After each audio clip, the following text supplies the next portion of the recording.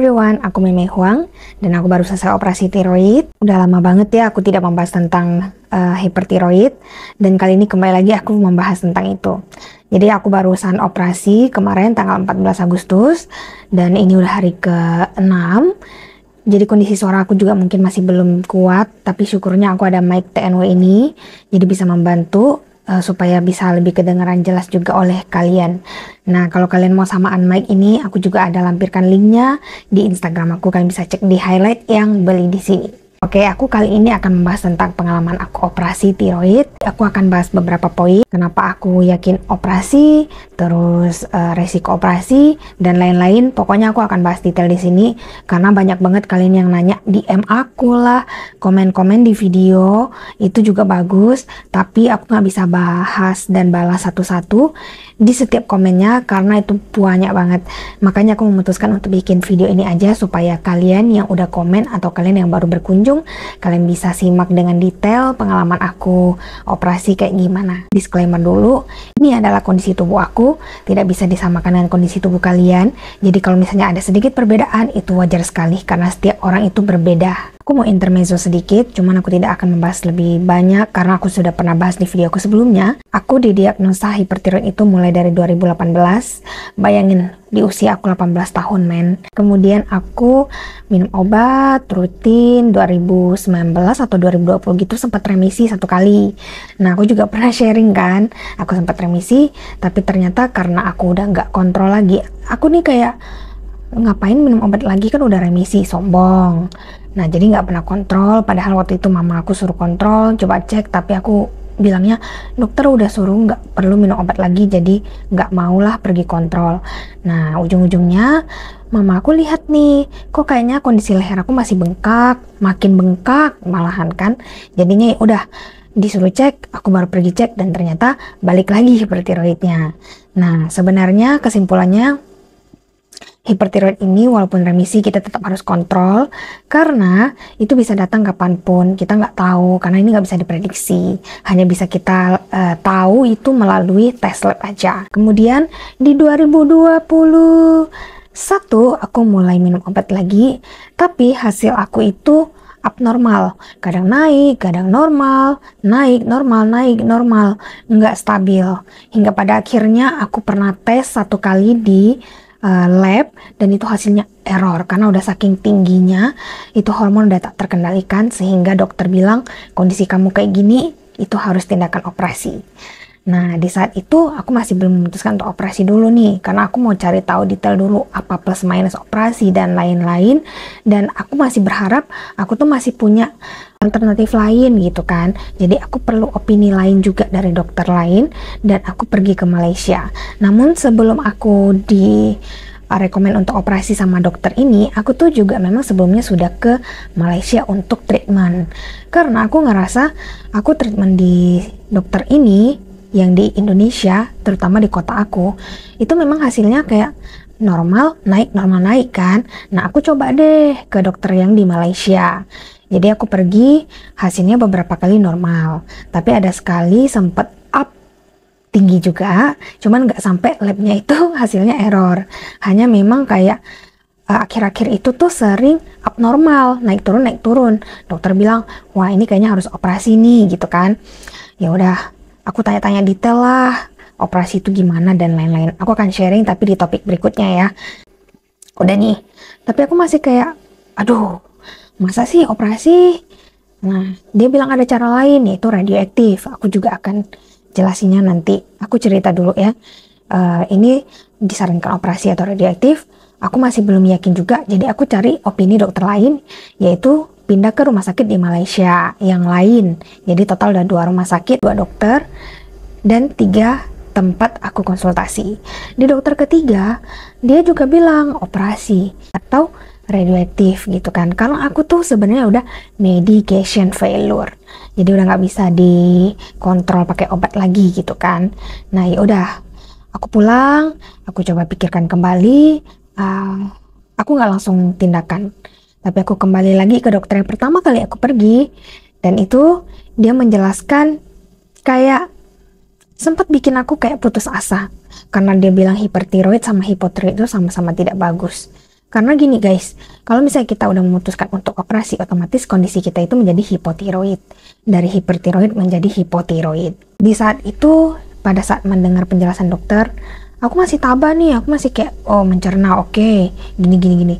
Tapi pas aku udah masuk mobil, aku kayak auto nangis gitu, benci banget sama dokter ini. Dia cuman kayak kasih tahu kalau itu bahaya, tapi nggak ada solusinya. Aku udah ngotot kayak, jadi kalau kayak gini solusinya gimana? Bagusnya, aku bagusnya tindakan atau minum obat selamanya aja gitu kan. Walaupun sebenarnya sama-sama minum obat. Jadi dia kasih tahu hipotiroid itu sama-sama minum obat seumur hidup. Dan tidak ada yang lebih bagus daripada hipertiroid maupun hipotiroid, sama-sama tidak bagus katanya. Udahlah ya. Aku langsung kayak, anjir aku nggak bisa sih ke dokter ini lagi kayaknya. Ya udah, aku memutuskan untuk pergi ke Malaysia lagi. Jadi aku tuh bolak-balik Indo Malaysia sampai memang yang bisa menjelaskan dengan maksudnya tuh detail dan ada harapan untuk aku bertahan hidup gitu kan istilahnya, itu tuh yang dokter Malaysia. Walaupun memang faktanya tidak menyenangkan ataupun faktanya cukup menyeramkan, tapi aku tuh masih ada harapan ataupun solusi gitu loh. Nah makanya aku memilih untuk treatment di Malaysia aja lah gitu kan. Aku tuh punya kejadian yang menyedihkan guys, karena mama aku sempat meninggal. Tapi aku nggak mau cerita banyak karena nanti kita baru mulai aku udah mewek, udah nangis duluan. Cuman yang pasti kayak diagnosa dokter-dokter lokal yang ada di kota aku itu kayaknya masih kurang bagus, walaupun nggak semuanya ya.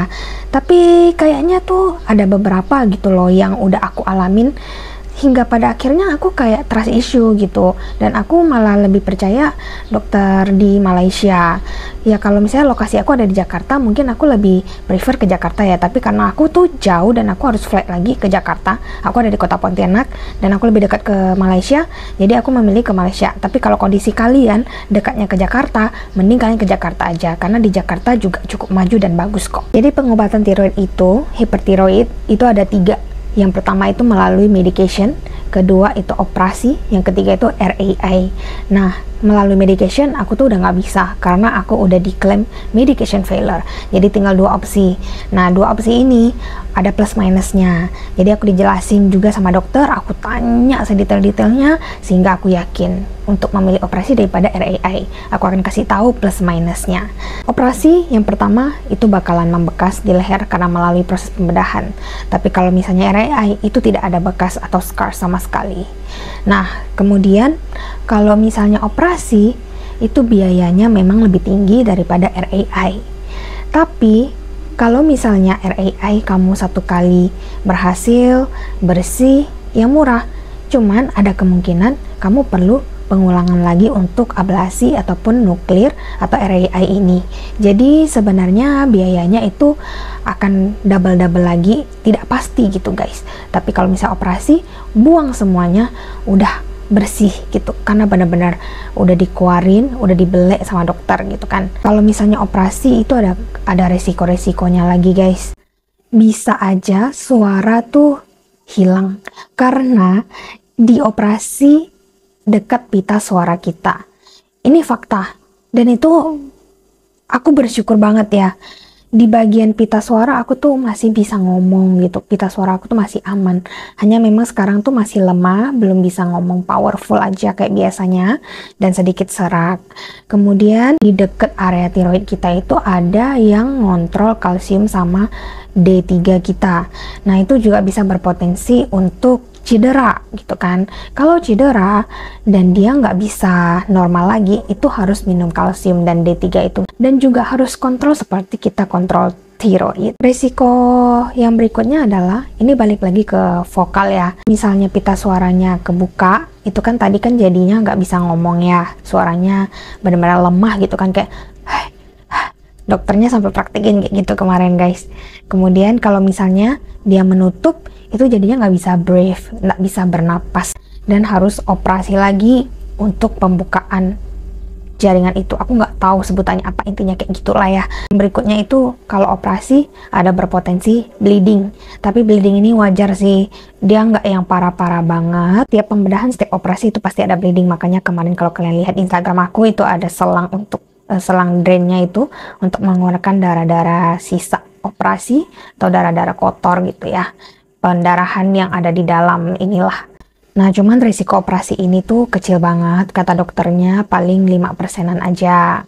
Dan tidak semuanya tuh akan mengalami itu. Aku juga udah tanya, dominan banyak orang yang mengalami atau tidak mengalami, karena aku takut banget kan, soalnya kan aku juga kerjaannya tuh harus ngomong dan mengeluarkan suara gitu ya, tiap hari komunikasi sama orang, jadi aku tuh sangat takut aku kehilangan suara yang berharga ini.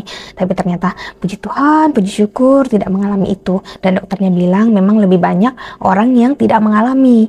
Tapi juga ada orang yang mengalami, ya dominannya tidak mengalami, jadi aku lebih tenang. Penjelasan dokternya juga meyakinkan aku, sehingga aku memutuskan untuk operasi daripada RAI, kayak gitu deh. Kondisi aku kan sebelumnya hipertiroid ya, jadi setelah operasi aku itu kondisinya sekarang menjadi hipotiroid.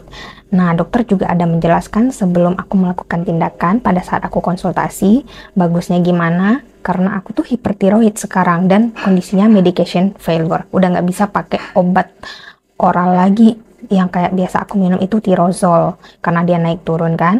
Nah, jadinya aku direkomendasi untuk operasi dan aku menjadi hipotiroid. Aku juga tanya nih, apa perbedaannya hipertiroid dan hipotiroid? Jadi aku akan kasih tahu sesuai dengan yang dokter katakan aja dan berdasarkan pengalaman aku pribadi. Nah, kalau misalnya hipertiroid itu kan gampang keringetan di telapak tangan dan lebih deg-degan gitu, cepat capek. Terus perubahan mood yang begitu cepat dan sehingga mudah tersinggung dan mudah marah-marah kayak singa. Aku tuh udah dijuluki singa guys sama orang-orang ya, karena suka marah-marah, galak gitu loh. Terutama orang-orang terdekat, tapi kalau di tempat kerja ya masih biasa-biasa aja lah gitu kan. Oh ya, hipertiroid juga tidak gampang gemuk ya, karena dia itu bergerak aktif, jadi berat badannya itu cenderung lebih menurun. Tapi kalau hipo itu bisa cenderung gendut, cuman kalau misalnya kita atur pola makan kita dan lifestyle kita, itu akan lebih stable kok, nggak usah takut gendut, karena kalau misalnya kita jaga, itu bisa tetap stable lah berat badan kita. Kedepannya nih, mau merit dan berencana untuk punya anak, itu tidak disarankan untuk kondisi hipertiroid. Dan sebenarnya juga tidak disarankan untuk kondisi dalam hipotiroid, jadi harus normal, cuman better di hipotiroid. Kalau misalnya mau berencana punya anak, pregnant, itu di hipertiroid minimal konsumsi obat itu 1 tablet. Nah, aku tuh udah kondisi 3 tablet minumnya, bahkan kemarin 4 itu 20 mili kalau misalnya obat Malaysia, tapi kalau misalnya obat Indo 4 itu berarti ya 40 mili, satunya kan 10 mili. Itu sangat tidak disarankan karena nanti bayinya akan ikutan jadi hipertiroid juga. Nah, kalau misalnya hipotiroid itu akan lebih baik karena penjelasan dari dokternya itu kita tuh hanya minum hormon, sehingga obat itu tuh tidak mempengaruhi kesehatan anak di dalam janin gitu. Cuman harus dipantau juga, kalau misalnya hipotiroid yang terlalu rendah hormonnya juga tidak baik, karena anak juga akan ikutan jadi hipotiroid sehingga mempengaruhi kesehatan janinnya, bisa jadi kayak cacat gitulah, tidak sehat kayak gitu. Nah, kalau untuk long termnya nih, memang aku lebih prefer hipotiroid karena udah operasi, jadinya nggak perlu keluarkan banyak biaya di jangka panjangnya gitu kan.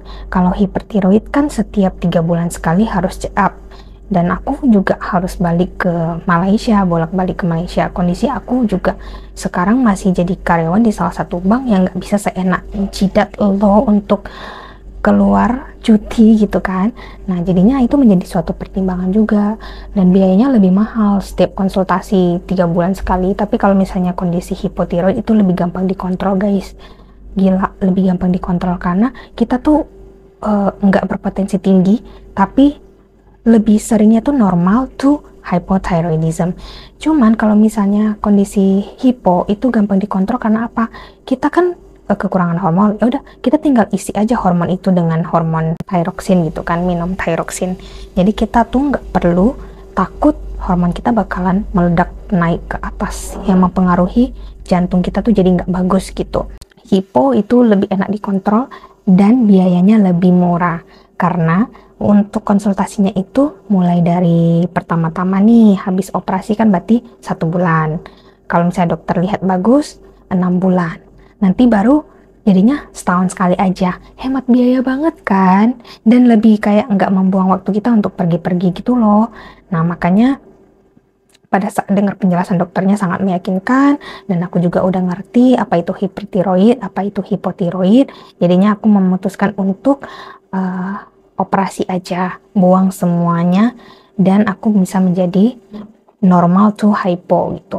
Ya masih nggak masalah, pokoknya selagi kita minum dan refill, kondisi tubuh kita tuh nggak akan terjadi apa-apa. Walaupun di sosial media banyak beredar informasi kalau misalnya hipotiroid itu lebih gampang gemuk, lebih lemes, kayak dokter juga bilang kayak apa tuh slow respon gitu kan, lebih susah mencerna, pokoknya lebih slow dibandingkan hyperthyroid yang super aktif, hyperaktif gitu. Nah tapi faktanya sekarang setelah operasi aku minum thyroxine udah normal nih. Nah jadinya ya masih bisa hyperaktif sebenarnya gitu.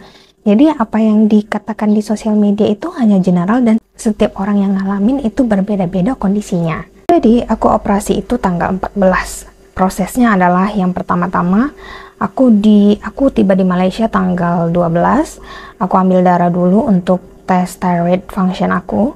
Kemudian hasilnya normal. Syukur.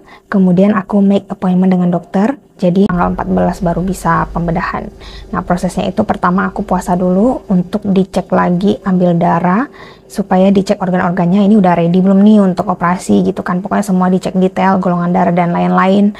Kemudian aku dipasang ini jalur infus. Terus waktu itu aku udah lagi nunggu hasil darah. Pada saat hasil darah udah keluar, semuanya udah oke, udah ready, aku didorong ke ruangan operasi. Nah, udah sesampai di ruangan operasi, itu kondisinya bener-bener dingin banget, sumpah. Aku sampai kayak menggigil, bergetar gitu. Aku bilang, dokter, aku kedinginan, kayak gitu. Terus dokternya senyum-senyum dan bilang, it's okay, it's normal, dibilang kayak gitu kan. Pokoknya aku suka banget sih sama pelayanan dokter-dokter di sana, kayak ramah, lemah lembut juga. Terus aku udah mulai dipersiapkan, semua nurse dan lain-lain itu juga udah lagi prepare. Ada yang lagi pasangin selang aku, ada yang maksudnya selang ini ya, infus ya. Ada yang lagi balutin kaki aku supaya nggak kedinginan, ada yang selimutin aku. Pokoknya mereka semua kerja dan aku tuh sampai kayak bingung, wow, gila, keren banget, amazed gitu kan.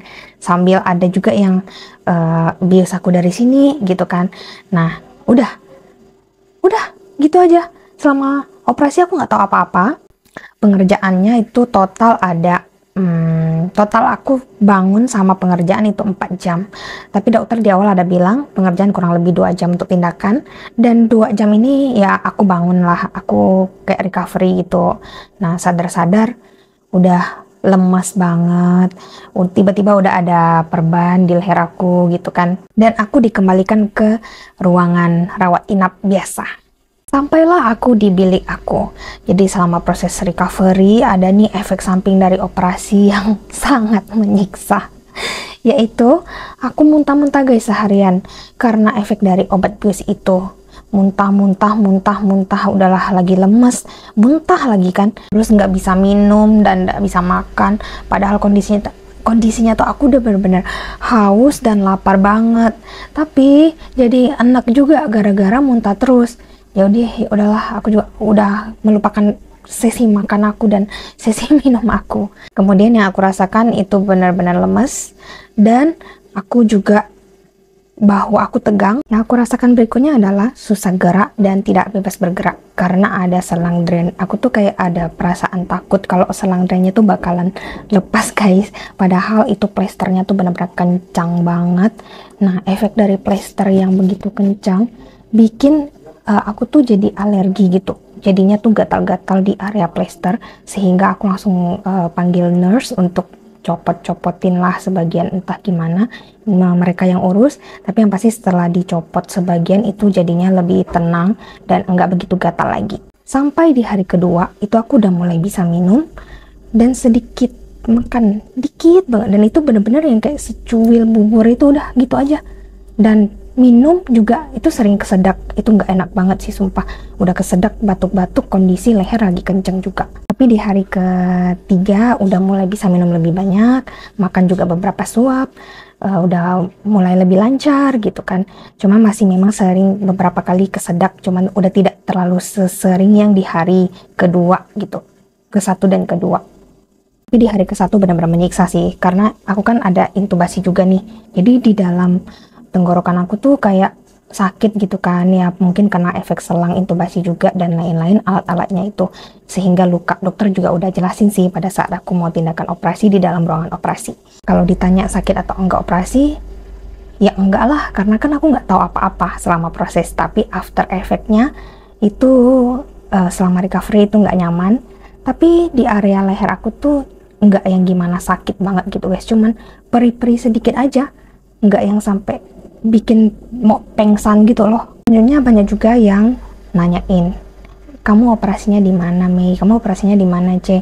Aku akan spill, aku operasi di mana, tapi disclaimer, aku tidak di-endorse sama sekali. Tapi semoga Borneo Medical Center bisa melihat video aku yang ini dan bisa memberikan aku mungkin free treatment atau apa gitu setelah masa-masa pemulihan ini gitu kan.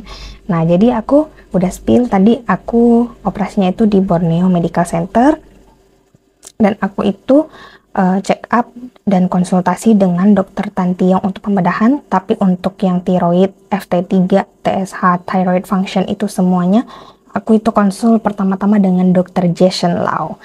Aku berencana juga sih pengen bawa kalian untuk pergi. Nah, kalau misalnya kalian tertarik pengen pergi bareng dengan aku, minta bantuan aku untuk menghubungkan kalian ke pihak rumah sakit, aku juga pengen banget bantu itu. Tapi aku lagi mikirin gimana sistem yang lebih baik, dan ini kan baru-baru mulai.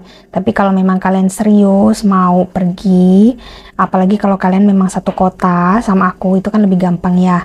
Nah, kamu bisa kontak aku di Instagram, atau kalian bisa komen di video aku supaya aku tuh bisa tahu.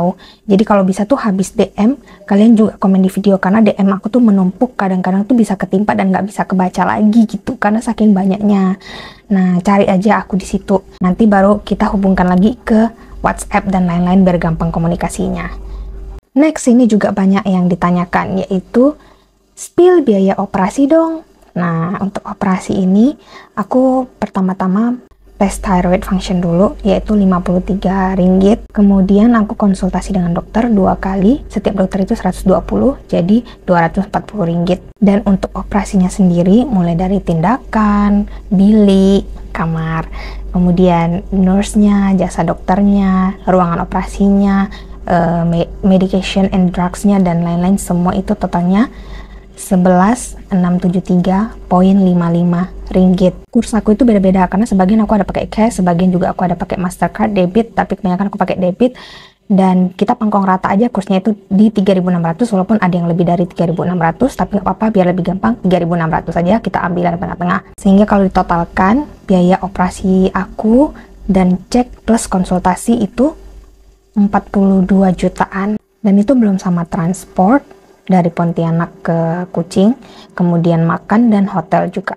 Aku kemarin transport yaitu pakai teman aku supaya aku bisa bebas kemana-mana tanpa nge-grab. Jadi untuk biayanya aku sewa satu mobil gitu kan, 3.500.000. Tapi kalau misalnya kalian mau pakai travel yang cuman sekali pergi, sisanya nge-grab sendiri di sana, itu juga bisa jauh lebih murah, dan kalian juga bisa kontak aku karena aku punya kenalan itu. Dan intinya kalau misalnya kalian pengen pergi dan minta aku temenin dan bantu aku hubungkan kalian ke pihak rumah sakit, bisa.